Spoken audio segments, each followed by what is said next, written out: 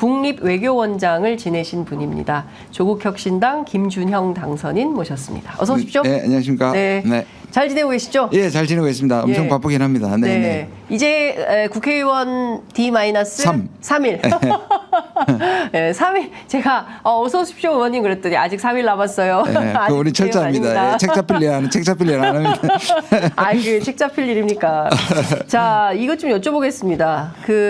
어제 오늘 양일간 한중일 정상회의 때문에 이제 저희가 모셨는데요. 일본도 일중한이라고 하는데 왜 우리만 한일중이라고 한중일 검색을 했더니 기사가 안 나와요. 그래서 다시 한일중으로 하니까 이게 작년부터 문제가 됐잖아요. 그러니까요. 작년 문제되고 뭐 이 정부의 일본 중시, 미국 중시가 반영이 된 건데 오히려 저는 한중일 해도 나오던데 왜냐하면 이제 이게 입에 안 익으니까 보수 신문들도 저는 조선일보가 한중일 쓴 거 맨날 많이 봤거든요. 그러니까 정부가 억지로 바꾸는 거잖아요. 우리 다 입에 익었는데 그러면 그렇죠. 외교는 의전이 반이라고 그러는데 이 의전에서 우리가 그렇게 바꿔야 되는 이유나 전환점이나 계기가 있다면 바꿀 수 있어요. 그리고 협상의 요구로 협상의 카드로 쓸 수 있어요. 왜냐하면 우리가 일본을 먼저 불러줄게. 일본은 이거 해달라. 예를 들어서 그런 실익이 있는 카드로 사용했다면 아무 말 안 해요. 근데 아무 것 없이 오히려 지금 미국한테 일본한테 계속 퍼주면서도 오히려 굴욕적으로 이것까지 바꿔줘야 되느냐. 일본은 일중한이라고 얘기하는데 그러니까 이게 기본적으로 자세, 태도, 세계관, 외교의 철학이 담겨 있으니까 더 심각한 문제죠. 그러니까 이 정부는 대일 굴욕 외교와 이게 몸에 배어 있고 이거를 우리 내부에게도 강요하는 거거든요. 그러니까 좀 문제가 큽니다, 사실은. 그러니까요. 사실 이번 회담이 원래는 한중일 정상회의로 알고 있는데 어제 보니까 양자회담을 한중하고 한일이 했어요. 또 일중도 했습니다. 일중도 하고 이게 뭐 중일이라 저도 그러려고 그래. 중일. 아이 참. 가스라이팅 될 뻔했네.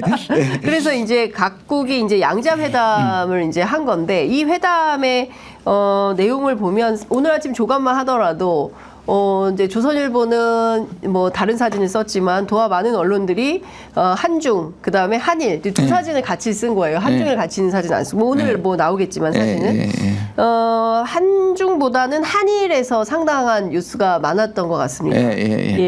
전반적으로 좀 어떻게 보셨습니까? 일단 제가 계속 지적해 왔는데 이게 작년 말에 열리기로 했었던 거잖아요. 12월 그래서 그것 때문에 11월에 한중일 외교장관 회의가 부산에서 열렸단 말이에요. 근데 그때서 껄끄러웠습니다. 그래서 왕이 그때 외교장관이 만찬 안 하고 가버렸습니다. 여기 일정을 핑계로. 그때부터 이제 불협화음이 생겼고 그러면 이번에 5월에 하기로 했는데 5월 26일, 27일 이 날짜가 나온 게 요미우리 신문이 지난달에 얘기했어요. 요미우리가. 한국은 이번 주에 얘기했어요. 지난주에 한국이 개최인데 그러네요. 진짜 공식적으로 발표를 하지 않았어요. 그리고 심지어 그 전에 이달 초에 조태열 외교장관이 중국에 갔는데도 지지자들이 이게 한중일 때문이냐 누가 봐도 한중일인데 그 얘기 안 했어요. 왜 그랬을까? 이게 일종의 지금까지 우리가 친미 친일 일변도로 하다가 지금 약간 전환을 하려고 하잖아요. 저는 그래서 이게 열린 것 자체는 평가해야 된다고 생각해요. 그나마. 그런데 왜냐 우린 계속 진영 외교를 하고 우리 소위 말하는 윤석열 정부의 진영 그게 일본 미국이잖아요. 그런데 우리가 지금 대륙에 속해 있는 중국과 러시아, 북한에 대해서는 계속 악화만 시켜왔기 때문에 이게 그나마 남아있는 중에 하나가 일종의 진영을 크로스하는 넘는 이 한중일인데 이거를 복원시켜서 했다는 그 자체로는 전 나쁘지 않다고 생각하는데 이 과정에서 얼마나 하기 싫었으면 또는 얼마나 준비가 안 됐으면 또 얼마나 적극적으로 중국을 설득시키지 않았으면 이게 마지막까지 안 됐던 거예요. 제가 알기로는 중국이 계속 두 가지 핵심 유익을 요구해 왔었어요. 하나는 근데 그게 우리한테 그렇게 우리가 굴욕적으로 들어줘야만 하는 그런 게 아니었어요. 첫 번째는 대만 총통에 우리가 대표단을 파견하지 않는 정부 인사가 가지 않는 거예요. 그게 지난 20일 날 있었습니다. 그러니까 26일보다 6일 전이잖아요. 그걸 우리가 확실히 처음부터 분명히 했다면 하나 해소됐겠죠. 두 번째는 뭐냐면 대만 문제입니다. 그러니까 제가 늘 말씀드리지만 대만 문제에 관해서는 미국도 일본도 두 가지 말을 같이 한다고 말씀드렸어요. 하나는 중국이 기분 나빠하는 건 뭐냐면 무력에 의한 현상 변경 반대. 이 말은 대만 침공하지 말라는 말인데 중국은 이게 내정 간섭이라고 생각하죠. 그렇죠. 그래서 가끔 중국을 자극할 때는 미국이 이 말 합니다. 우리 대통령도 따라서 많이 했어요. 많이 했어요. 근데 동시에 또 대만 사태가 끌어오를 것 같으면 미국이 또 어떻게 얘기하냐면 대만의 독립을 지지하지 않는다라든지 하나의 중국 정책을 지지한다는 말을 꼭 합니다. 그리고 라이칭더가 당선된 그날에 미국 국무부는 공식적으로 우리는 대만의 독립을 지지하지 않는다고 얘기했어요. 그런데 윤 대통령은 이 지금 정부는 공식적으로 아직까지 이 얘기를 한 번도 안 해줬습니다. 그런데 이걸 미국도 했고 32년 전에 한중 수교의 기본 원칙이라고 상호간에 인정하고 있는 거예요. 그러니까 중국의 입장에서 이걸 한국이 얘기하지 않는 게 너무 기분 나쁜 거예요. 그러면서 초청하는 게. 그래서 끝까지 이 얘기를 한국이 확실하게 얘기해주지 않았기 때문에 공식적으로 발표를 못했다. 그래서 이 얘기는 조금 뒤에 하겠지만 왜 이 문제가 중국에는 발표가 되고 한국에는 신문에 안 났을까? 그게 꼼수라는 거예요. 꼼수다. 그러니까 사실 지금 윤석열 정부가 중국과의 관계 개선을 위해서 모종의 역할을 좀 하려고 노력은 하고 있는 중으로 봐야 되는 거군요. 근데 저는 그게 이제 의심스러운 게 뭐냐면 이재명 대표하고 만날 때하고 너무 비슷한 거예요. 계속 의제 합의 못했죠.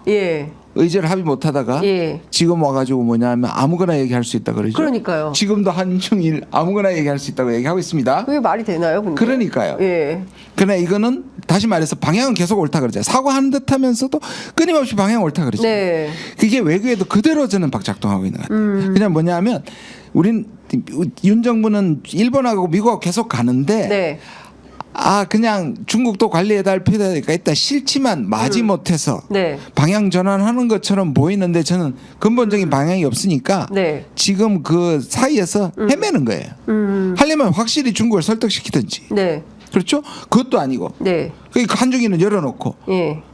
오히려 그걸 적극적으로 우리가 주최국의 카드를 이용하지도 못하고 어정쩡한 상태다. 그러니까요. 그러니까 지금 우리가 어쨌든 현안이 있을 때 할 말은 하고 그 다음에 줄 건 주고 받을 건 받고 뭐 이게 사실은 외교인데 지금 줄 건 다 주고 받을 건 하나도 못 받은 외교가 윤석열 정부 2년 내내 이어지고 있다. 어제 회담도 보면 그래요. 지금 중일이 만났을 때 기시다가 뭐라 했냐면요. 일본 수산물 수입 재개해라. 그러니까요. 했고요. 그다음에 리창은 오염수 방출 중단해라. 자기 얘기 하잖아요. 그러니까요. 그런데 우리 대통령은 그런 얘기가 없어요. 아니 우리 대통령 오히려 이렇게 얘기했습니다. 중국한테 별로 얘기하지도 않고요. 일본한테 국내 기업인 네이버의 지분을 매각하라는 요구가 아닌 것으로 이해하며 한일 외교 관계와 별개의 사안으로 인식하다. 이게 뭐 일본의 변명처럼 들리잖아요. 그러니까요. 그리고 이게 외교적 사안이 아니고 별개의 문제다라고 얘기하는 것도 정말 납득하기는 어려워요. 그래서 저는 의심이 가는 게 지금 의심이 왜냐하면 이 정부의 외교 그 방향 전환을 신뢰하지 못하기 때문에 이게 뭐하고 저는 연결이 되냐면 라인 문제는 일단락 됐다고 얘기하고 뒤에 뭐 사족을 붙였냐 하면요. 정부가 그러나 나중에 처음에 넘기지 않겠다 해놓고 나중에 그러나 후에 기업끼리 매각을 결정하는 건 어쩔 수 없다. 그 얘기를 왜 붙였을까요? 그러니까요. 뭔가 모종의 이미 내부적으로 팔을 비틀고 있든지 넘기려는 건지 지금의 네이버에 우리 혁신당에서 계속 문제 제기하고 이게 확산되니까 좀 끌어오르는 걸 지난 다음에 하려고 저는 뭐가 음모가 있지 않는 한까지 의심을 해요. 일단락된 게 아니다. 지금 많은 언론들이 라인을 안 넘어가는 걸로 일단락됐다고 생각하는데 저는 미심쩍어요. 그러니까 뭐 이렇게 하나하나 좀 여쭤보도록 하겠습니다. 일단 이것부터 여쭤볼게요. 그 일본부터 가겠습니다. 앞서 말씀해 주신 대로 이 라인 문제가 보통 심각한 게 아닌데 기시다는 라인은 이거 보안 문제라고 또 딱 규정을 해버렸어요. 그러면 일본의 총리인 기시다 총리의 입장과 우리 대통령은 또 우리 정부와 우리 기업의 입장에서 반박을 따박따박 해줘야 되는데 전혀 그런 상황이 아니란 말이죠. 지금 이렇게 얘기할 거예요. 네. 이게 저는 굉장히 꼼수를 부려서 이 단어를 저는 했다고 봐요. 네. 이 표현을 다시 한번 말씀드리면 국내 기업인 네이버에 지분을 매각하라는 요구는 아닌 것으로 이해하며 네. 한일 외교 관계와는 별개의 사안을 인식하고 있다. 이게 뭐냐면 일본한테 지금 가이드라인을 주고 네. 일본을 그게 받아가지고 이거는 보안 거버넌스다. 근데 일본이 예. 총무처가 예. 들어갔고 예. 뭐라고 그랬냐면 자본 구조를 바꾼다 그랬어요. 그러니까요. 자본 구조하고 뭡니까 지분 매각하고 뭐가 다르죠? 그러니까요. 같은 말 아니에요? 그렇죠. 자본이라는 게 뭡니까? 자본 네, 구조라는 게 네. 50%의 자본 구조를 바꾸면 매각이죠. 네. 지분을 넘기는 거란 말이에요. 물론 지분을 일부 넘기느냐 다 넘기냐. 근데 일부 넘기는 건 다 넘긴 것과 같아요. 왜냐 50%에서 네. 1%만 넘겨도 이 전체를 주관하는 게 일본이 된단 말이에요. 네. 그러니까 이 자체가 왜 지분 매각하고 관계가 없어요. 그러니까요. 그걸 한국이 지금 풀어주는 겁니다. 이렇게 하라고 로드맵을 짜주는 거예요. 그러니까 이게 미국이면 이렇게 해석할 수 있어요. 네. 미국이 일본한테나 한국한테 얘기할 때 네. 이거 기업 문제지 이거 정치 문제 아니야. 이 네. 말은 얼음장처럼 보일 수 있죠. 뭐냐면 네. 나 이거 정치 문제를 아는 거 알고 있어. 네. 잘 행동해. 네. 이렇게 들릴 수 있게 월딩을 했죠. 네. 그러니까 그렇게 얘기할 거예요. 이건 더 이상 일본한테 한국이 당당하게 요거 한 거다. 네. 또 해석을 붙이겠죠. 예. 그래 일본이 못하도록. 네. 근데 그렇게 전혀 안 엮여지잖아요. 그러니까. 지금 한일관에서. 예, 예. 오히려 예. 이 부분은 나중에 팔릴 거니까 정치적인 것에서 우리가 손 뗍시다. 이미 다 된 문제입니다라고 오히려 설명에다가 바치는 것 같아요. 네. 그러니까 기시다한테 윤석열 대통령이 한 얘기가 뭐냐면 이 라인 사태가 불필요한 외교 현안이 되지 않도록 잘 관리를 그러니까요. 해야 된다. 예. 이거는 명백한 외교 현안이지 않습니까? 외교는 누가 이 문제를 불러왔어요? 일본이잖아요. 그렇죠. 네이버가 불러왔어요. 예, 아니죠. 그러니까 일본이 불러왔으면 예. 일본한테 아까 오염수 문제 얘기하듯이 일본은 수산물 얘기하듯이 예. 하고 시작해야죠. 그렇죠. 손 떼라고 이거는 우리 기업이다. 네. 그러면 우리가 일본에 투자가 되겠냐? 예. 이렇게 물어봤어야 되는 거죠. 아, 근데 정말 답답해서 너무 정말 어디서부터 어떻게 일본 문제와 관련해서는 풀어야 될지 모르겠는데 사실 이 네이버 문제와 관련해서는 국정조사를 하든 특검을 하든 좀 살펴봐야 되는 거 아닙니까? 지금 예. 우리가 이제 3대 국정조사를 할 건데요. 네. 그중에가 이제 제가 주로 담당하게 될 게 엑스포고요. 지난번에 한번 문제 제기했고요. 부산 엑스포? 예, 부산 엑스포. 예. 그다음에 이제 이 라인 문제부터해서는 이혜민 당선자가 하고요. 네. 그다음에 이제 잼버리 예. 이 부분은 이제 또 우리 이것도 강경숙 따져봐야 다 따져봐야 되는 우리 예. 3대 국정조사를 할 건데요. 예. 따져봐야 됩니다. 네. 제가 왜 그러냐면 정부와 지금 네이버 사이에서 어떤 얘기가 되는지는 아무도 모릅니다. 네. 뭐 듣고 왔다 그러지만 팔을 비틀었을 가능성이 있고 또 네이버 일부에서는 이거 네. 그냥 넘기자라고 하는 경영진이 있을 수 있죠. 그러면 이게 정부와 서로 네. 뭔가 같이 예. 공조를 하는 것이고요. 예. 그런데 오히려 이 문제가 터져서 예. 이게 일본에 넘겨줄 수 없다는 게 공론화됐기 때문에 오히려 네. 잘 됐다 저는. 그래서 이거를 계속 주시하고 네. 경영진에서 이것을 팔고자 하거나 또는 정부가 비트는 팔에 굴복하는 것을 막아야 된다. 그래 이렇게 보면 일본이 오히려 이 문제를 정치화시킨 것이 일본이 똥볼을 찬 거다. 네. 그래서 오히려 민족 기업을 지키는 게 나은데 왜냐하면 네이버는 예. 이윤 기업이기도 하지만 미래 AI에 꼭 필요한 플랫폼이라는 점에서 우리가 지켜야 되는 거거든요. 예. 그리고 경영진의 이 의견만 반응하는 게 아니라 주주들의 의견이고 그 네. 주주 뒤에는 국민이 있단 말이에요. 네. 그렇게 보면 이 문제는 이것이 밀실에서 거래할 수 있는 그게 정부와 일본 정부든 네이버와 일본 정부든 네이버와 소프트뱅크든 우리가 이걸 좌시할 수 없다 이렇게 생각합니다. 근데 이런 분들이 많더라고요. 이제 제 친구가 최혜병 특검은 안타깝긴 하지만 네. 뭐 본인 자식 아니기 때문에 블라블라 얘기를 해요. 근데 네이버는 자기 주가가 걸려 있는데 그러니까요. 윤석열 대통령이 이런 식으로 하면 도저히 참을 수가 없다 이런 얘기를 하는 분들이 있어요. 그렇죠. 예, 그러니까 네. 무슨 얘기냐면 말씀하신 대로 이것은 국민적 이익이 걸려 있는 사안인데 그 부분에 대해서 완벽하게 일본 편에서 일본 정부가 문제 없도록 좀 잘 처리해 달라라고 당부하는 형식으로 외교를 한다고 한다면 그렇죠. 넘길 수가 없고 그리고 지금 2,000명이나 넘는 있는 네. 기술자들 이분들 어떻게 되는 겁니까? 그리고 노조에서 하지 말라고 하고 있는 거 아니에요? 그렇죠. 경매가. 그리고 예. 지금 전문가들 얘기 들으면 예. 기술적인 걸 예를 들어 경영권을 넘기고 팔면 기술적인 거 다 넘겨야 되잖아. 안 그러면 네. 라인 작동을 못 해요. 예. 100% 한국 기술로 움직이고 있습니다. 그러면 이거를 기술을 다 넘겨주는데 넘겨줬어도 안 되지만 5년에서 10년 걸린대요. 그럼 우리가 가지고 있는 AI 저게 돌아가기 위해서 우리 기술자까지 빼갈 수 있는 문제입니다. 그러니까요. 예. 일본은 못해요. 일본의 유일한 기업이 소프트뱅크인데 네. 그 소프트뱅크는 지금 그냥 그 M&A 예. 뭐 이런 식으로 하고 기술이 예를 들어서 이 기술자들 다 가져갈 수도 있습니다. 그러니까요. 기술 탈취를 하는데 그냥 눈 뜨고 그래 가져가세요라고 하면 이게 도대체 어느 나라 정부냐 문제 제기 안 할 수가 없는 것이죠. 그리고 또 이것 좀 여쭤볼게요.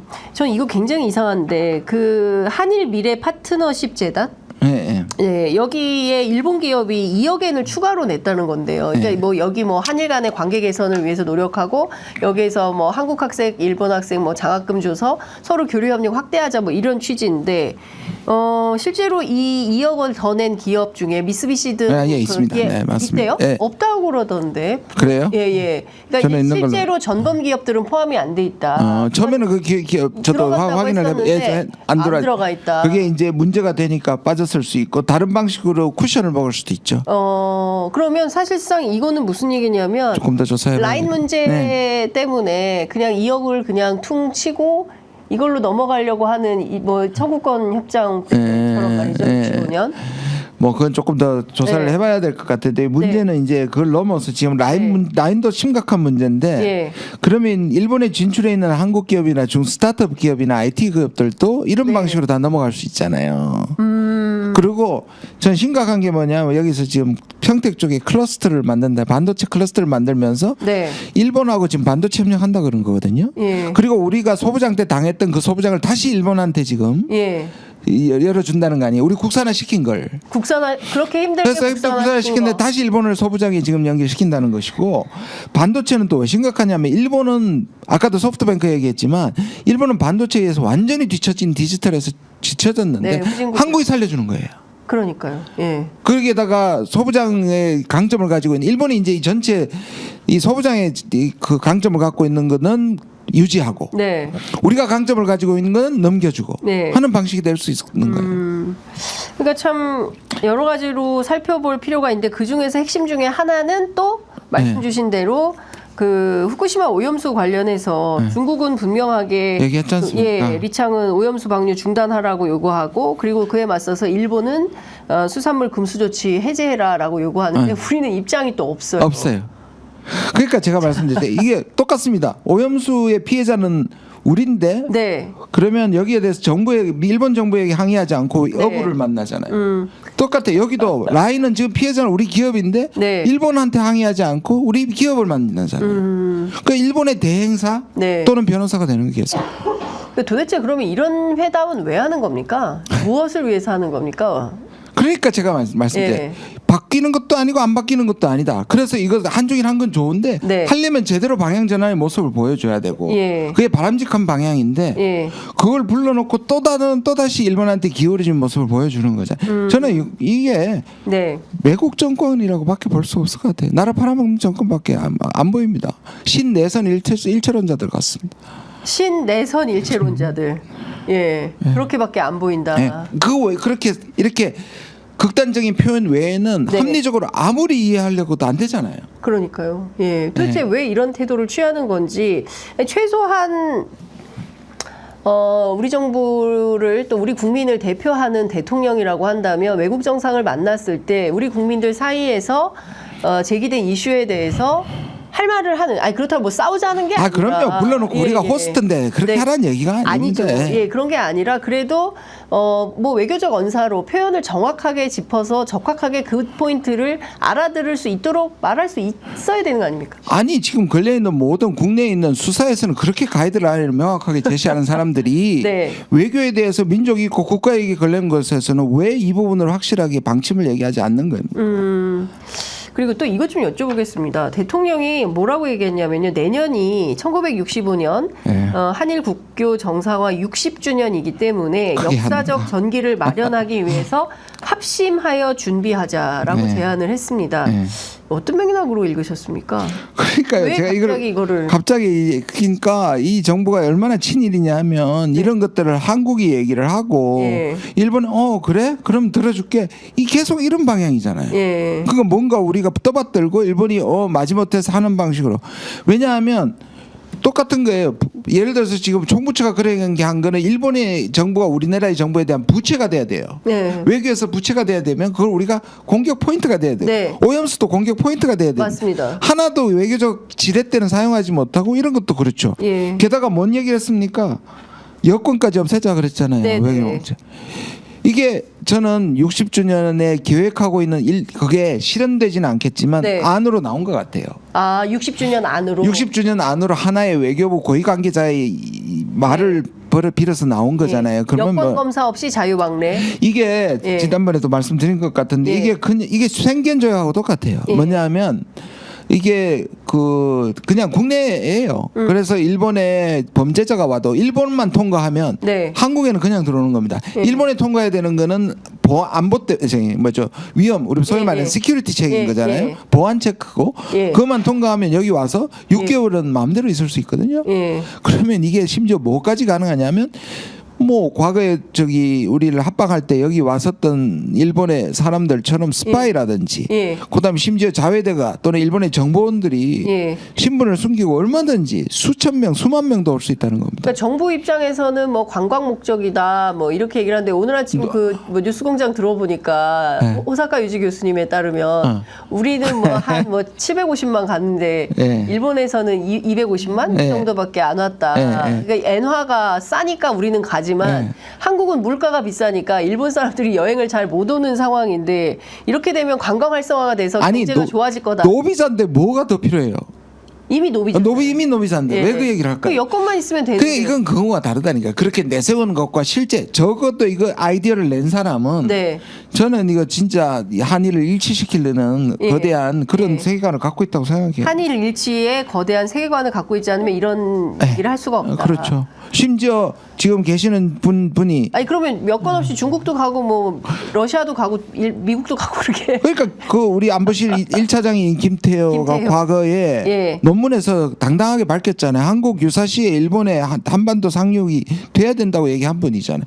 이것과 왜 어떻게 연결 안 시키겠습니까? 그 세계관을. 너무 끔찍한 상황이에요. 예. 그래서 지금 말씀해 주신 대로 이게 되겠습니까? 근데 이거 하려면 법을 바꿔야 되지 않습니까? 법을 바뀌어야 돼. 이건 불가능하니까 네. 저는 이제 안 될 거라고 처음에 말씀을 드렸지 예. 안 돼야 하고요. 이거는 예. 막을 텐데 간을 보는 것 같다는 말이에요. 이런 것들이 계속. 일본의 입장에서 또는 그래서 보시면 극우들 중에 뉴라이트들 중에는요. 여전히 일본을 우리가 우러러 봐야 되고 한국의 반일 감정이 일본과 같이 발전하는데 방해가 된다는 생각을 갖고 있는 적어도 30-40년 전의 인식을 그대로 갖고 있는 일본은 많은 동력을 상실하고 일본 내에도 일본은 그 선진국이 아니라 뒤로 후진국으로 전속력으로 후진하고 있다는 비판이 나오고 있는데 우리는 아직 여전히 일본을 동경하고 일본을 닮아가야 되고 같이 가야 된다는 사람들이 존재한다는 말이에요. 답답합니다. 사실 우리가 일본보다 뭐 경제력이나 뭐 다양한 이슈에서 우리가 일본을 앞선 지가 좀 되는 됐죠. 상황인데도 그럼에도 불구하고 여전히 일본을 숭상하고 일본이 하자는 대로 해야 되고 그렇게 생각하는 이른바 뉴라이트 세계관에 빠져 있는 사람들이 정부에 분명히 있는 것 같아요. 네. 그리고 그 영향을 유튜버나 내부의 사람들한테 영향을 대통령이 계속 받잖아요. 대통령이 네. 후보 시절보다 훨씬 더 극우화된 거는 사실입니다. 발언이나 행동을 보시면. 예. 그러니까요. 근데 지금 뭐 그 상황을 뭐 강화시키고 있기 때문에 지금 뭐 대통령 세계관이 오히려 더 극우적으로 변하고 있는 거를 그러니까. 참 뭐 말이 안 나오는 수준. 그래서 외교에서도 3년은 너무 긴 겁니다. 외교에서도 3년은 너무 길다 말씀 주셨습니다. 이렇게 이슈가 많은데 앞서 말씀하셨을 때 의제 없이 협상한다라는 건 있을 수 없다라고 말씀하셨는데 네. 대통령실 계속 얘기하고 있거든요. 미리 의제를 정해놓고 회담에 임하지는 않는다. 진짜 정상회의를 하는데 어떻게 의제 없이 제발 좀 거짓말하지 마십시오 진짜. 왜냐하면 네. 정상회담은 모든 의제를 가지고 한미 정상회담의 경우 최소한 2주 아니면 3주 전부터 서로 맞춥니다. 네. 모든 문자와 구자를 다 맞추고요. 전 중국 아까 말한 중국에 대해서 중국에서 요구하는 것들을 최근까지 맞췄기 때문에 발표가 늦었고. 네. 그런데 지금은 그걸 아무것도 없이 만났는데 이 말은 우리가 가진 의제를 통과시키지 못했다는 뜻입니다. 그러니까 네. 뭐 중국도 마찬가지죠. 그래서 외교에서 우리는 모든 의제에 대해서 허심탄회하게 모든 얘기를 했다. 이 말은 아무 얘기도 안 하고 네. 아무런 합의도 안 했다는 뜻입니다. 그러니까 이런 정말 좀 이해할 수 없습니다. 외교에서도 납득할 수 없는 일들이 이제 벌어진데 오늘 이게 대표적으로 이런 사건인 것 같다라는 생각이 좀 드는데 중국 문제도 좀 여쭤볼게요. 리창 총리가 윤 대통령한테 우리는 좋은 이웃이 되고 싶고 서로 성공할 수 있도록 지원하는 파트너가 되고 싶다. 이제 이런 얘기를 했는데요. 중국이 또 많은 불만을 갖고 왔는데 두 가지 현안이 있다고 아까 말씀하셨어요. 네. 그러니까 대만 문제 관련해서 둘 다 사실은 둘 다 대만 문제죠. 왜냐하면 그 대만 문제는 이제 그 대만에 파견되는 그 이번 협상의 조건이 됐던 거는 이제 20일 날 소멸됐기 때문에 네. 그 문제는 또 오히려 일본에서 의원 30명이 가서 이거는 예. 중일 사이에 오히려 큰 문제가 되고 있고요. 예. 그래서 지금 근데 우리나라 의원들도 가지 않았습니까? 그게 이제 대만하고 친선협회인데 중국이 비판은 했습니다만 예. 이걸 큰 문제로 삼을 것 같지는 않고 그러면 결국 대만에 대한 우리 입장. 네. 조태열 장관이 갔을 때도 왕이 장관이 뭐냐면 대만에 대해서 확실한 걸 해라 그랬고 이번에도 그게 아마 핵심이 됐고 예. 다른 하나는 이제 한미일이에요. 한미일이 삼각동맹. 그러니까 중국의 입장은 네. 한미동맹은 중국이 이해하는 범위고 한국의 입장도 이해하고 미국의 입장도 이해한다. 네. 예. 그건 당연하고요. 예. 근데 한미일로 묶이는 것은 동북아에서 신냉전을 가져오는 것이고 예. 한미가 묶이는 것은 북한 때문이라고 얘기할 수 있는 합리적 근거가 있지만 중국이 보기에는 한미일이 묶인 건 자신을 향한 네. 것이다. 그렇게 보면 한국이 중국과 맞닿아 있으면서 미일의 네. 어떤 의미에서 그걸 임무를 역할을 받아서 중국과 대항하는 거 아니냐. 네. 이거를 하지 말아야지 한중 관계가 평탄해지는 거 아니에요. 중국은 당연히 요구할 수 있는 부분이거든요. 네. 그래서 중국을 얼마나 이것을 조심히 하느냐 하면 네. 북중러 3자 절대 안 모이잖아요. 빌미를 줄까 봐. 아, 그러네요. 북러는 만나도 중러는 만나도요. 예. 북중러 안 만납니다. 그러네요. 예. 진짜. 근데 한미일은 자주 만나죠. 자주 만나잖아요. 예. 그러니까 이 문제가 예. 이 말을 하는 거는 그리고 지금 서로 쏟아냈다고 하더라도 네.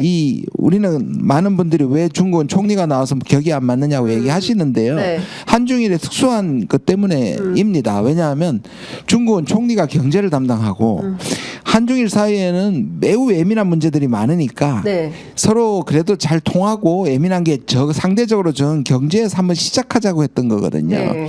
그래서 한중일 잘 풀리면 이 삼국 협력이 잘 풀리면 이제 시진핑으로 자연스러워 넘어가는 네. 이거기 때문인데 지금 그래서 이 부분은 제가 보기에는 오늘 한중일에서 그렇게 예민한 문제 가지고 합의가 나오지 않을 것 같다라고 네. 생각합니다. 그 뭐 잠시 후에 공동선언문이 나올 것 같은데요. 공동선언문에 어떤 내용들이 포함될지 모르겠지만 윤석열 대통령은 어쨌든 삼국 정상이 매년 만났으면 좋겠다라는 입장을 좀 밝혔다고 합니다.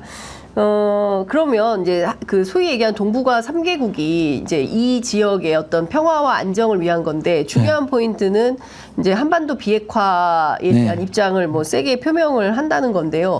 관련해서 3국이 합의할 수 있는 뭔가가 있을까요? 그냥 그 레토릭 이상으로 2019년 뺏기기 수준일 것이다. 2019년 뺏기기 수준이다. 그때도 한반도 비핵화 나왔었거든요. 예. 근데 뭐냐면 우리가 지금 원하는 거는 북한에 대한 그렇죠. 주체적인 거고 중국의 역할을 묻는 거잖아요. 그렇죠. 그다음에 이제 중국이 원하는 거 아까 말한 한미일 하지 말라는 네, 거고. 네. 그다음에 문제가 공급망입니다. 공급망이 중국 디커플링 하는 거잖아요. 네. 중국은 오히려 FTA를 얘기했습니다. 그렇죠. 뭐냐 하면 네. 중국이 자유무역을 얘기하고 있고 미국과 한미일은 공급망 그걸 위해 가지고 경제 안보를 얘기하고 예. 있다면 이런 문제들을 예민한 문제 지금까지 아까 말한 아젠다 맞춰주지도 않았고 네. 그 정상 간에 얘기하는 거는 맞춰지지 않는 얘기를 못하기 때문에 제가 보는 그냥 아주 두루뭉술한 게 나올 것이고요. 예. 또 다음에 열심히 만나고 서로 상호적인 번영과 발전을 위해서 협력하자. 예. 이 정도 수준밖에 나올 수밖에 있는 건 없다고 봅니다. 그러니까 아주 그냥 뭐 뭐라 해야 되나 그냥 평범한 평이한 수준 2019년에 했었던 수준에서 컷 앤 페이스트 더 복붙 이상, 더 이상의 뭐 내용은 없다. 근데 조금 더 대만 문제 관련해서 예민한 이슈가 뭐냐면 저희가 이제 주한미군 문제가 좀 연동이 돼 있잖아요. 사실 대만 유사시에 주한미군 당연히 가야 된다라고 미국은 좀 생각을 하고 있는 것인데, 그럼 우리는 진짜 그렇게 할 거냐? 대만 유사시에 우리도 갈 거냐? 일본은 뭐 가겠죠, 주일미군은. 그럼 한국군은 어떻게 할 거냐? 이런 문제가 좀 걸려 있는데. 요게 두 가지 문제가 있습니다. 이거는 나중에 또 좀 더 자세히 설명하고 싶은데요. 그러니까 주한미군이 개입되느냐, 한국이 개입되느냐 두 차원이 있습니다. 주한미군 개입 문제는 노무현 대통령 때 이미 예민한 문제가 됐습니다. 그 당시에. 그래서 미국이 모든 것에 들어갈 수 없기 때문에 한국에 있는 주한미군을 활용한다. 이걸 전략적 유연성이라고 합니다. 그러니까 전략적으로 유연하게 주한미군을 쓰겠다는 것이고, 그때 노무현 대통령이 이것도 위험하다. 우리가 대만에 개입이 되니까. 그렇죠. 그래서 굉장히 저했고 나중에 겨우 합의해 준 게 뭐냐면 한국의 허락을 득한다라는 신사협정이 그때 마지막에 결론은 났는데요. 지금은 이것을 넘어가지고 미국 쪽에서는 한국하고 일본이 개입되기를 원해요. 그래서 제가 그때도 말씀드렸지만, 제가 국회에 들어가면 왜 우리가 전쟁 중인 한국이 유사시에 개입하냐, 이거 안 된다는 거고요. 두 번째, 주한미군과 주일미군도 들어가야 된다고 하는 것 이 자체도 군사 전략적으로 한계가 있습니다. 여기 있는 건 지상군 위주로 움직이고요. 전투기가 출범해도 2시간 동안 대만까지 갔다 금방 돌아와야 돼. 공중 급유기까지 필요하고요. 만약 이걸 하게 되면 미국에서 항공모함이 와야 되는 것이고, 항공모함이 오는 것도 사실은 중국에서 타겟이 되기 때문에 이게 전략적으로 쉽지가 않아요. 그래서 일단 저는 그 대만 친구했을 때 개입에 할 때 군사적으로도 문제가 있고, 저는 중국이 당분간 대만을 침으로써 스스로 화를 자초한다고 생각하지 않거든요. 근데 이게 문제는 뭐냐면 정치적 담론으로 계속 이용된다는 거예요. 왜냐하면 그 라이칭더 그 취임식 때 그 중국이 사실 막 전례 없는 대만 포위 시위 같은 걸 하지 않았습니까? 그리고 막 CCTV 같은데 보면 막 그 무슨 모의 훈련 같은 걸 막 하고, 우리가 대만을 접수하게 되면 어떻게 한다라는 거를 막 방송을 내보내고, 이게 뭐 국내 정치용일 수는 있겠지만 그래도 이렇게까지 무력 시위를 하는데 그에 대해서 또 미국은 뭐 특별한 조치는 없었어요. 그러니까 저기 낸시 펠로시가 갔을 때도 했잖아요. 그다음 지금도 하는 것이고, 이게 주권 문제이고, 그래 이런 거죠. 중국 입장, 우리가 때려도 때린다. 대신에 이거는 내정 간섭 문제다라고 얘기하는 거죠. 그래서 무력 시위를 하는데 안 때리는 것도 중국 주권이고 때리는 것도 중국 주권이라는 것을 세계에 계속 각인시키는 거예요. 그게 현명하냐는 우리가 뭐 현명하지 않다고 볼 수 있다. 그렇죠. 이제 중국 입장은 그런 거고요. 그래서 이게 오히려 미국이 소위 말하는 2027년 신화라 그래요. 프레임이라 그래요. 뭐냐면 중국이 대만을 칠 것이라는 게 미국 쪽에서 나온 겁니다. 그래요? 왜냐하면 2027년이 인민해방군 100주년이에요. 그리고 시진핑 4기 연임을 확정하는 해예요. 그러니까 미국은 뭐냐, 이 두 개 때문에 칠 거다. 2027년에 중국이 경제도 힘드니까 4연임을 정당화하기 위해서 할 거다라는 순전히 미국에서 나온 겁니다. 근데 제가 보기에는 안 그렇습니다. 중국 안 친다라고 봅니다. 저는. 중국은 대만을 치지 않는다. 근데 문제는 뭐냐면 중국 왜 이렇게 하냐 하고 한국 왜 이렇게 하고 미국 왜 이렇게 하냐 하면 이참에 중국 침공설을 퍼뜨리면서 일본과 한국이 이 한미일이 동북아나 대만을 포함한 여기에서 미국의 대리 역할을 하는 것을 기정사실화시키기 위한 거고, 중국은 그렇게 됐을 때 이게 주권 문제라는 것을 확실히 하는 일종의 정치 담론의 싸움입니다. 지금은. 그렇군요. 그러면 어쨌든 뭐 이거는 뭐 다들 이제 전문가들의 어떤 예측이나 이런 거에 해당하는 것이고, 실제로 중국이 대만을 상대로 전쟁을 선포하거나 전쟁을 실제로 수행하거나 이러지는 않을 것이다. 저도 돌아가신 키신저도 작년 말에 10년 내로는 침략 안 할 거다. 저도 동의합니다. 그렇군요. 알겠습니다. 그렇다면 좀 다행입니다. 중요한 포인트는 남북 관계입니다. 사실 한중일도 중요하지만 북한하고 뭔가 만나든지 뭐 대화를 하든지 뭔가 역할을 하든지 뭐 이런 게 좀 필요한데 없거든요. 그러니까 제가 말씀드리는 게 이게 지금 한중일을 넘는 게 중국뿐만 아니라 또 북러가 지금 예. 가니까 또 러시아도 만나야 하고 예. 러시아도 최소한 관리를 해야 되고 북한한테 해야 되는데 그럼 이번 기회가 좋잖아요. 지금까지 미를 만날 때는 억지력을 확장시키고 억지를 확장시켜서 북한에 대한 강경 자세였다면 네. 중국을 만날 때는 북한을 끌어내는 걸로 활용해야 되잖아요. 그렇죠. 그리고 또 중국한테 북한에 대한 역할을 하게 요구해야 되잖아요. 네. 이걸 하느냔 말이에요.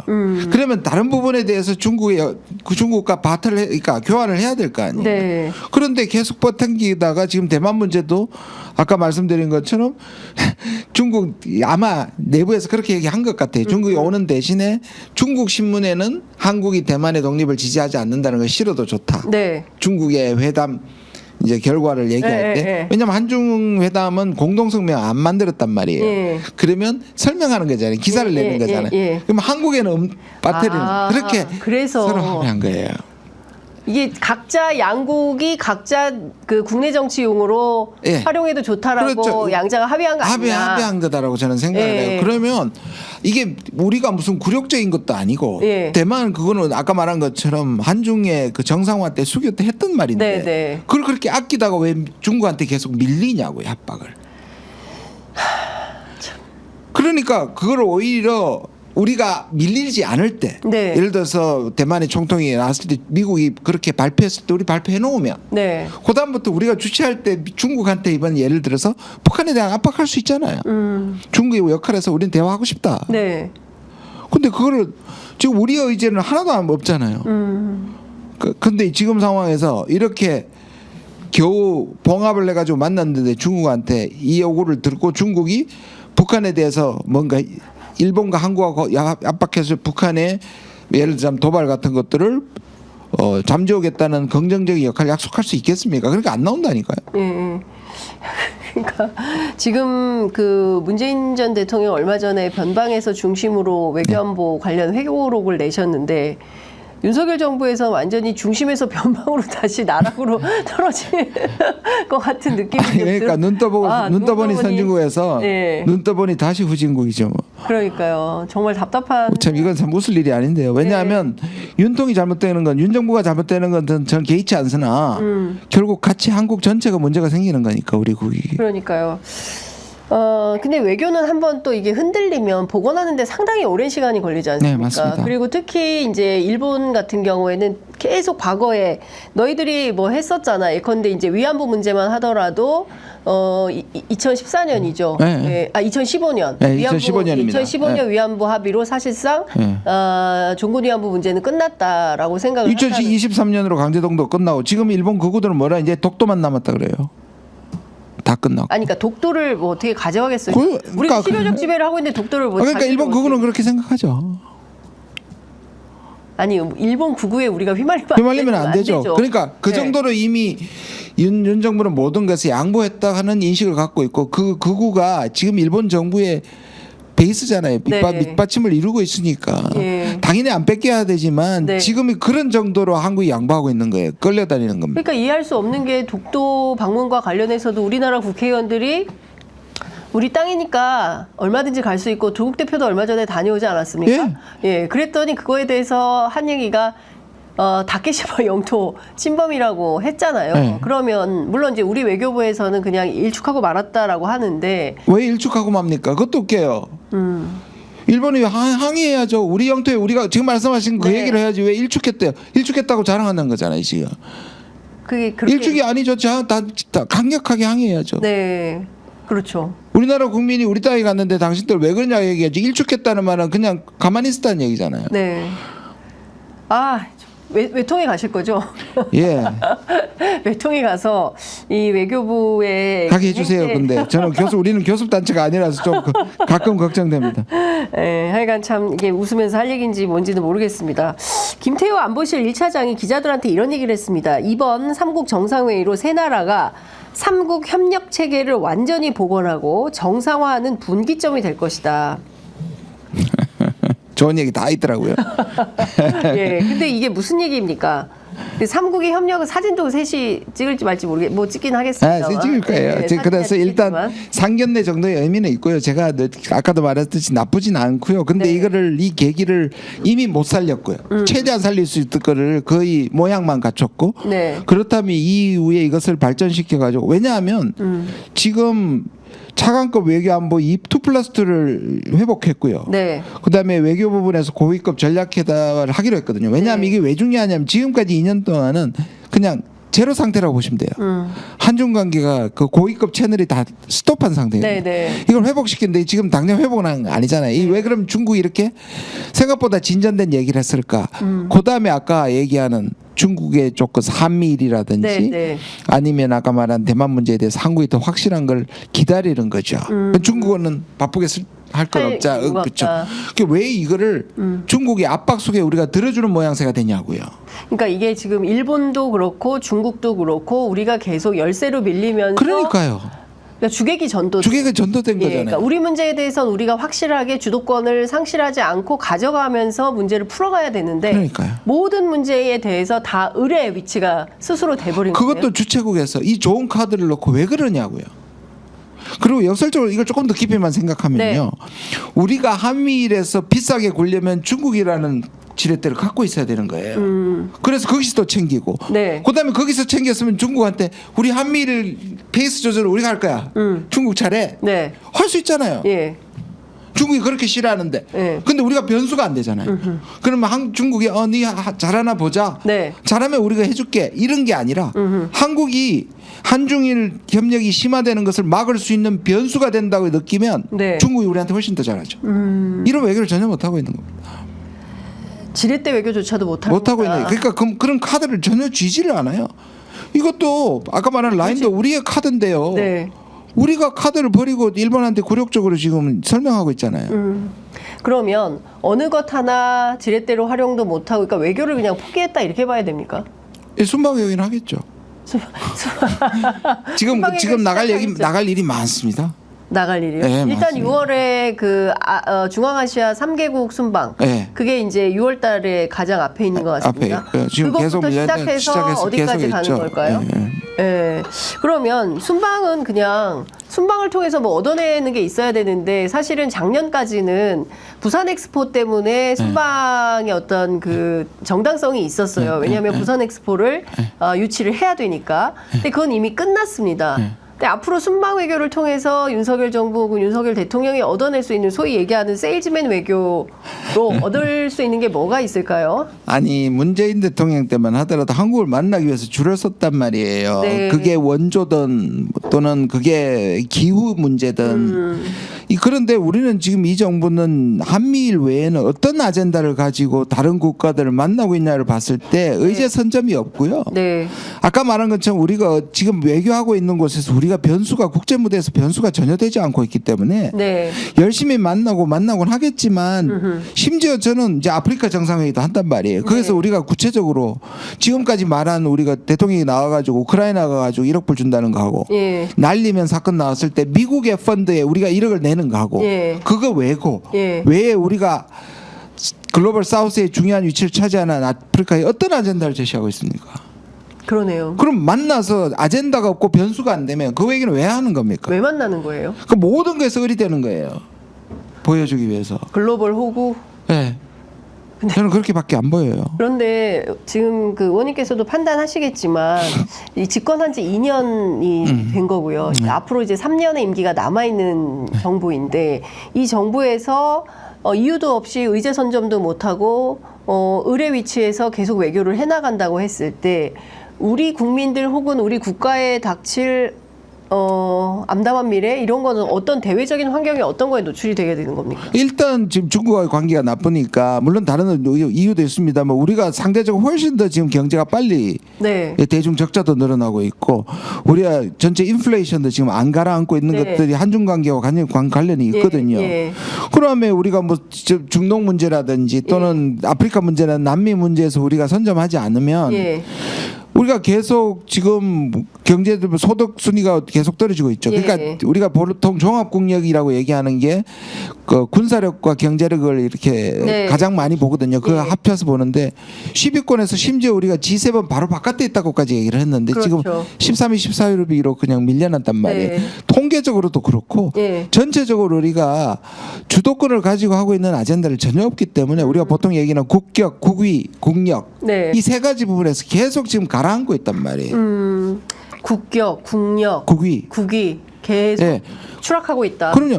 아니 교포들을 만나도 지난 그 문재인 정부 때는 한국 국민인 게 자랑스럽다고 얘기하는 것들이 미담들이 계속 쏟아졌잖아요. 네네. 지금은 그런 것들이 없어요. 부끄럽다는 거 아닙니까? 그러니까요. 그 얼마 전에 내신 그 문재인 전 대통령 회고록에 보면 네. 실제로 해외 정상들이 한국 대통령 만나고 싶어 했던 가장 큰 이유가 어떻게 그렇게 촛불혁명을 통해서 평화롭게 정권 이양을 했냐에 대한 그런 내용을 좀 듣고 싶어 하고 만나고 싶어 했다라고 하는데 과연 윤석열 대통령을 통해서 무슨 얘기를 그리고 이게 들으려고 할지 참. 민주화의 우리가 큰 본이고요. 또 경제 개발에서 우리가 이 웅크타드에서 후진국 분류에서 선진국 분류로 간 그렇습니다. 유일한 나라 아니에요. 예, 예. 그리고 실제로 문화적인 이런 면에서도 아시아, 아프리카, 남미라고 하는 글로벌 사우스의 중심 국가들이 한국을 좋아해도 너무 좋아합니다. 그러니까요. 예. 그런 걸 지금 다 망가뜨리고 있어요. 예. 그러니까 뭐 칠레 그다음에 뭐 어디죠? 하여튼 남미의 국가들에서 한국 K 컨텐츠 뭐 K-팝 뭐 이거 그건 물론이고요. 예. 한류뿐만 아니라 왜 좋아하느냐면 정부 차원에서 왜 좋아하냐면 한국이 예. 제국주의적이나 공격적이지 않은 외교 정책을 하면서도 본이 되고 있기 때문이에요. 네. 그러니까 한국에서 주는 원조나 이런 것들은 뒤에서 일본이나 과거 중국이나 예. 미국이 하고 있는 것과 차원이 다르다고 생각합니다. 노하우도 가르쳐주고 네. 그 뒤에 숨어 있는 정치적 의도로 예. 지배하려는. 네. 그러니까 제3세계 우리의 나는 우리가 주는 굉장히 클린만인 거예요. 클린 도움이고. 예, 예. 그리고 실제로 자기들 위치에 있어봤던 한국이 자기들을 그쪽에 갈 수 있는 가이드라인이 될 수 있다고 실제로도 그렇게 생각한단 말이에요. 우리도 잘하면 민주주의를 잘하면 우리가 민주화와 한국처럼 경제 발전을 동시에 할 수 있는 민주주의 얼마나 이게 가슴이 웅장해지는 얘기입니까? 그거 지금 다 말라 말아먹었어요. 정말 속상하다라는 생각밖에 안 듭니다. 시진핑 주석이 10년째 안 오고 있는데요. 윤석열 정부 재임 중에 오겠습니까? 그래서 아까 말한 것처럼 이것도 주도적으로 하고 네. 아까 제가 말씀드렸잖아요. 지금 중국이 가장 우려하는 것이 대만 문제 또 한미일의 동맹의 문제니까 이 부분에 페이스 조절을 하면서 우리가 이 페이스 조절을 할 수 있다는 걸 중국한테 보여주고 네. 오히려 중국한테 주도권을 가지고 접근을 해야 하고요. 네. 그런 걸 해소시키면 올 것이고요. 오히려 오게 해야 되는데 지금 식으로 계속 어정쩡하게 가면 안 올 것이고요. 네. 그러나 내년 또 9월입니까? 내년 후반기에 에이펙이 우리 주체입니다. 그래요? 그러면 그때 와가지고 또 우리가 계기되고 일본 만나고 중국 만나고 그럴 수도 있단 말이에요. 큰일인데. 제대로 하십시오. 제대로. 예, 큰일입니다. 이거 그렇게 흘러가면 정말 그냥 주최국이 아니라 객체국이 될 수. 지금까지 그걸 무대만 보면 제거하고 얻는 건 하나도 없는 그렇게 될 가능성이 이런 외교를 제가 하고 결코 중국에 편을 드는 게 아니라 예. 중국도 우리 입장에서 지금 중국의 압박을 받기 전에 우리가 변수돼서 중국한테 자꾸 우리가 주도권을 가지고 움직여야 된다는 말씀을 드리는 거예요. 그러니까요. 한반도 운전자로는 다 어디로 갔습니까? 예? 거꾸로 생각하면 중국이 얼마나 외롭겠습니까? 무슨 말이냐면 네. 지금 경제적으로 유럽하고 디커플링 당하죠. 네. 여기서는 한미일이죠. 필리핀하고 지금 미국하고 하죠. 네. 중국은 거의 갇히고 있는데 네. 그래서 우리가 그걸 하지 말자는 얘기가 아니야. 한쪽에서는 우리가 여기에 대한 이 캐스팅 보트를 갖고 네. 있다는 걸 보여주면 네. 이때야말로 중국으로부터 많은 걸 얻어낼 수 있단 말이에요. 그 얘기를 하는 거예요. 네. 사실상 김준영 당선인께서 또 외교의 로드맵을 이렇게 가야 된다. 그래야 우리에게 이익이 된다라는 것을 길을 알려주고 계시는데 외교부 당국자들도 많이 답답하겠습니다. 답답할 거예요, 속으로. 이걸 모르겠으니까 그러니까요. 수십 년 해왔는데. 예. 근데 관료적 속성상 예. 초반에 이런 얘기들을 했을 때 다 묵살이 됐을 거예요. 그리고 저는 그런 부분에서 조태열 장관은 네. 지금까지 중국에 대한 그 장관 전에도 중국도 중요하다는 반응을 꽤 해왔고 네. 또 조태열 장관이 가면서 또 중국과 한중일도 했으니까. 근데 이분이 관료적 특징이 더 많고 결기를 가지고 지금의 그 청와대가 아니죠. 대통령실과 대통령실. 맞설 수 있느냐에 대해서는 좀 의구심이 있는데요. 오히려 이 부분에 힘을 받으시고 네. 오히려 지금까지의 대통령이 주도하고 있는 것들을 좀 바꿀 수 있는 외교부가 됐으면 좋겠는데요. 네. 예, 그랬으면 좋겠습니다. 국내 정치 현안 좀 여쭤볼게요. 어쨌든 지금 뭐 저 한중일 정상회의를 통해서 우리 정부가 얻어내거나 이익을 받거나 이럴 만한 이슈는 없어 보인다. 공동선언문이 나온다 하더라도 딱히 주목할 만한 것은 없다. 다만 중요한 것은 한일 정상회담에서 과도하게 일본 편에서 처리하는 이런 대목들에 대해서는 주의 있게 볼 필요가 있겠다. 우리가 지켜야 합니다. 네, 여러 가지를. 지켜야 된다라는 말씀 좀 주신 걸로 하고요. 내일 최혜병 특검법 재의결 있잖아요. 네. 예, 안 된다는 의견이 굉장히 많아요. 예, 뭐 당론으로 또 정해버렸는데 얼마나 많은 사람들이 이탈표가 생길까의 문제라서 저도 조금 비관적으로 보는데요. 네. 마지막까지 이제 국민의힘 의원들한테 호소하는데요. 결국 이 부분은 22대에서도 계속될 것이고 그때는 이게 빨리 털고 가시라. 그리고 지금 너무 많은 증거들이 쏟아져서 이건 네. 되돌릴 수 없는 민심이기 때문에. 네. 근데 내일에 대해서는 저도 뭐 좀 부정적, 비관적이긴 합니다. 그래도 압박해야죠. 그것까지. 예. 그 윤석열 대통령 탄핵 그리고 임기 단축 개헌 이 투 트랙을 조국 혁신당은 추진하겠다. 맨 앞에서 싸울 것이다. 지난 집회에서 이런 말씀을 조국 대표가 하셨는데요. 뭐 탄핵이라는 말을 하는 것 자체에 대해서 국민의힘에서는 굉장히 막 부정적으로 얘기를 하고 있습니다. 앞으로 좀 어떻게 이런 두 가지를 어떤 트랙으로 어떻게 좀 맨 앞에서 싸울 계획이신가요? 여기에 대한 예를 들어서 저는 여러 가지 안이 있으면 많을수록 네. 좋다고 생각해요. 근데 이제 무조건 탄핵이라고 보시는 분들은 네. 혹시라도 임기 단축하면 단축한 임기를 보장한 거 아니냐. 네. 답답하다 하루라도 우리도 똑같이 하루라도. 예, 일종의 뭐 예. 2026년 지방선거 때 투표를 그러니까. 하게 되면 윤석열의 임기를 그렇게 인정 보장해 보장해 주는 거 아니냐. 네. 근데 그건 오해시고요. 당연히 그거 탄핵을 빨리 시킬 수 있으면 당연히 거기에 집중해야 되고요. 네. 그런데 지금 헌재를 임명한 대통령, 헌재 지금의 보수화를 생각하면 네. 좀 실리적인 것도 생각해야 되고요. 그렇게 보면 옵션은 많을수록 좋다. 그래서 제가 세 번째 옵션을 말씀드렸잖아요. 네. 세 번째 옵션은 이제 일본 망명이거든요. 일본 망명? 제가 라인 났을 때 이건 우리 공식 당론은 아닙니다. 근데 김준영 당선인 개인 의견. 예, 그때 그 라인 사퇴했을 때 제가 라인은 일본 기업에 절대로 넘겨줄 수 없다. 그런데 일본이 혹시라도 윤 대통령을 원하면 생각해보겠다고 제가 성명을 낸 적이 있고 네. 또 대표가 이렇게 얘기했잖아요. 이승만 대통령의 말로를 기억하라 그랬잖아요. 네. 그렇게 하면 하와이로 망명을 가셨거든요. 네, 그렇죠. 그러면 이 세 번째도 아니 될 수 있지 않을까. 예. 아무튼 그래서 오해하지 마시기를 바랍니다. 예, 그러니까 예. 중요한 거는 그러면 뭐 2년 임기를 보장하자는 것이 아니라 그런 데 포인트가 있는 게 기본적으로 아니고요. 탄핵은 절차가 복잡하고 복잡합니다. 헌재가 있다는 걸 기억하셔야 됩니다. 예, 헌재가 지금 그 윤석열 대통령 예. 뭐 그 지인분들로 다 들어가 계시잖아요. 그렇기도 하고 예. 이들도 예를 들어서 민심이 폭발하고 계속 이런 식으로 거짓말을 하고 참사가 계속되거나 거부권이 되면 네. 저는 헌재도 움직일 거라고 봐요. 그게 빌드업 되면 그렇죠. 그러면 가야죠. 예. 그러나 투 트랙 아까 말씀 3트랙도 할 수 있으면 옵션을 많이 가지는 것이 좋다. 네.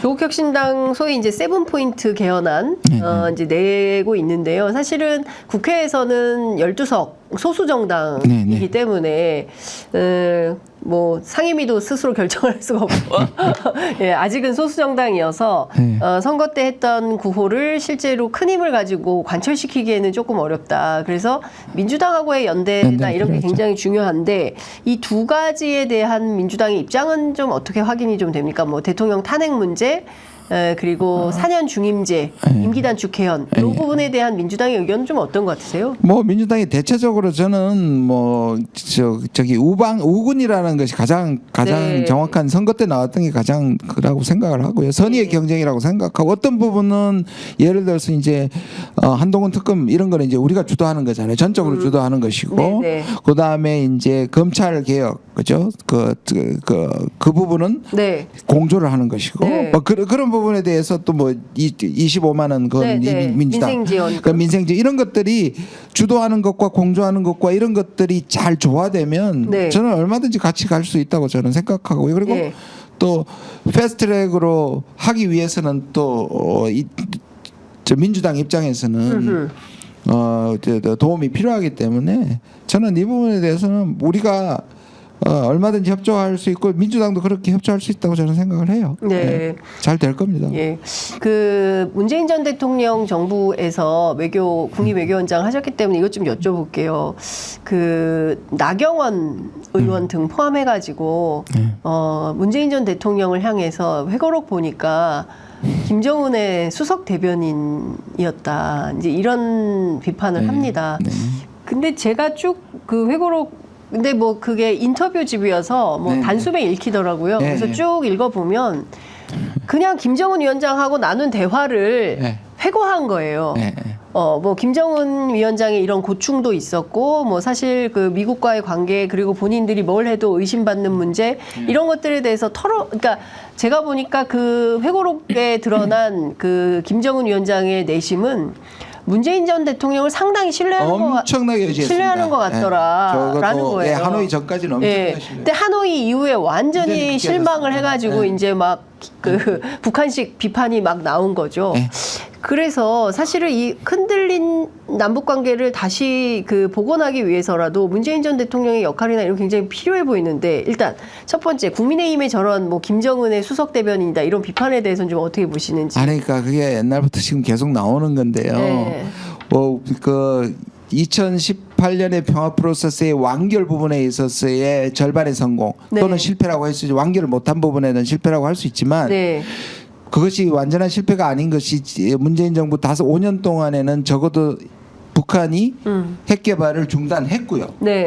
그다음에 남북의 긴장이 없었고요. 그러면 반대로 얘기하면 그리고 아까 말씀드린 부분 정말로 거의 큰형님처럼 아버지처럼 의지를 했어요.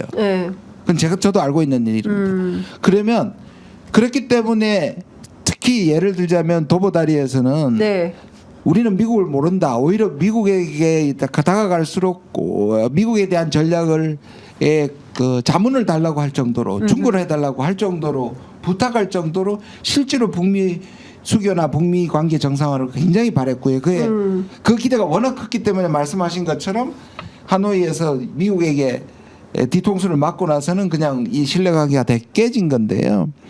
근데 이런 것들을 지금은 보세요. 그러면 강경하게 나와서 문제가 해결됐냐고요. 긴장은 커지는데 그러면 북한이 붕괴하냐고요. 제가 윤상현 나경원 그때 페이스북에 윤상현 의원의 페이스북에 올렸길래 제가 거기에서 반박을 제 페이스북에다가 올렸는데요. 당신들이 말하는 그럼 해결 방법은 뭐냐? 큰 소리만 치지. 북한에 대해서 지금 할 수 있는 게 뭐가 있냐고요. 오히려 상황은 훨씬 나빠졌고 북한의 핵 개발은 훨씬 더 고도화됐단 말이에요. 무슨 대변인 얘기를 지금 타령을 합니까? 그러니까요. 그러니까 중요한 거는 남북 관계의 새로운 돌파구도 어쩔 수 없이 22대 국회에서 의원외교를 통해서 좀 새로운 국면을 만들지 않으면 안 될 것 같다. 그래서 솔직히 말씀드리면 대통령이 외교에 독점하고 있는 자체 이 구조 자체를 조금 완화시키고 의회가 제한을 할 수 있는 그런 부분들을 우선 만드는 게 필요하고요. 그렇게 되면 신뢰를 회복할 수 있고 의원회가 조금 더 적극적으로 나갈 수 있는데 지금은 너무 많은 권한이 너무 못하는 정부한테 너무 많이 가 있다. 그 북한 김정은 위원장이 사실 그 굉장히 문재인 정부에 대한 실망감 때문에 사실 뭐 민주 진영이나 보수 진영이나 다 똑같더라 그러면서 적대적 두 국가론을 말하지 않았습니까? 그러니까 더 나빠진 거예요. 더 나빠진 그러니까 거죠. 2018년에 정말 막 우리 그때 냉면 많이 먹고 도보다리 회담에 전 세계가 감동했거든요. 그럼요. 저도 생생히 기억합니다. 그렇습니다. 아무 소리 안 나고 새 소리만 나고 바람 소리만 나는데 두 정상이 앉아서 무슨 얘기를 저렇게 진지하게 할까? 그 장면이 준 한반도 평화에 대한 어떤 절박감, 절실함 이런 게 완전히 꽝된 상황이 돼버린 거예요. 그럼 어디서부터 어떻게 새로 출발을 해야 되는 거냐? 이 고민이 사실은 있으실 것 같아요. 그리고 저는 지금 백미가 저거였던 것 같아요. 그 능라도 경기장에서 연설을 했고 그 사전의 내용을 북측에서 아무런 검열을 하지 않았고 그리고 그 연설에서 특히 북한 비핵화에 대해서 강력하게 요구해. 그게 어떻게 북한의 대변인입니까? 그 인민들한테 직접적으로 얘기했단 북한의 말이에요. 비핵화. 북한의 비핵화를 거기에서 얘기를 했단 말이에요. 그는 그때 소름이 왔었거든요. 근데 그런 기회가 지금 사라진 거잖아요. 네. 근데 그 부분에 대해서 저는 북한의 상처가 많을 것이고요. 이걸 다시 회복하려면 그리고 또 그런 데다 지금 미중 관계와 미러 관계가 좋지 않기 때문에 그렇죠. 북한으로서는 전략적 환경이 너무 좋은 거예요. 핵 개발하고 그다음에 북한에 대해 가해지던 제재가 완화됐단 말이에요. 그렇죠. 상황이 좋지 않아요. 맞아요. 그러니까 북한은 문재인 정부에도 실망했지만 지금 정부는 안 만나겠다고 얘기해요. 네. 그리고 북한이 살 길을 러시아와 중국이 열어주고 있단 말이에요. 네. 그럼에도 불구하고는 저는 북한이 이 방식으로 계속 갈 수는 없다고 봐요. 그러면 결국은 나올 텐데 당분간은 아니다. 적어도 윤석열 정부하고는 안 안 한다. 한다는 얘기다. 예. 그럼 우리가 손 놓고 있을 것이냐 그렇게 생각하지 않아요. 예. 훨씬 더 치밀하게 준비해서 예. 기회가 왔을 때는 예. 북한의 대한 위협을 줄이고 북한의 비핵화를 위한 걸 시작할 수 있다. 네. 다시 말해서 새로 시작하는 게 아니라 끝난 하노이에서 다시 시작할 상당 부분이 이 반 정도 갔었거든요. 네. 거기서 시작할 수 있다고 생각합니다. 시간은 좀 필요하다. 하노이에서부터 다시 시작을 할 수밖에 없겠다. 예. 시간은 좀 필요하다. 그냥 뭐 베트남이나 중국 뭐 그 정도면 되는 거 아니에요? 예, 그렇지, 그렇죠. 이제 이건 조금 더 봐야 먼 얘기긴 되는데요. 합니다만. 먼 얘기긴 합니다만, 예. 예. 뭐 그런 정도는 할 수 있는 거 아닌가라는. 그러니까 아무것도 할 생각을 안 하고 계속 미국도 한국 정부도 영혼 없는 소리 뭐 북한 나와라 대화하자 이게 북한이 모르겠습니까? 그러니까요. 이 방식으로는 그냥 이렇게밖에 갈 수 없습니다. 네, 알겠습니다. 저희가 사실은 여쭙고자 하는 것은 많은데 이제 시간이 다 되고 보좌관님이 뭐 카운트를 하고 계셔가지고 이제 마무리를 해야 될 것 같습니다. 하여간 이제 사흘 후에 국회의원이 되시면 네. 그 다음에 저희가 또 모셔서 다양한 외교 현안, 안보 현안 여쭙도록 하겠습니다. 오늘 말씀 여기까지 듣도록 하겠습니다. 고맙습니다. 네, 감사합니다.